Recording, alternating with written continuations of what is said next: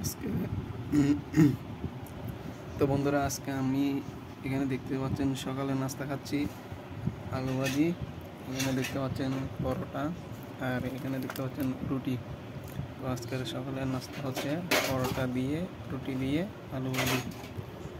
তো এখন আমি খাবো আলু ভাজি দিয়ে, পরোটা দিয়ে। দেখতে পাচ্ছেন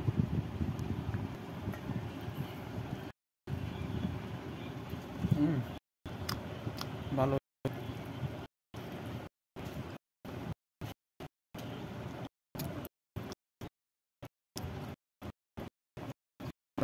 হলুদ হলুদ অনেক মজা।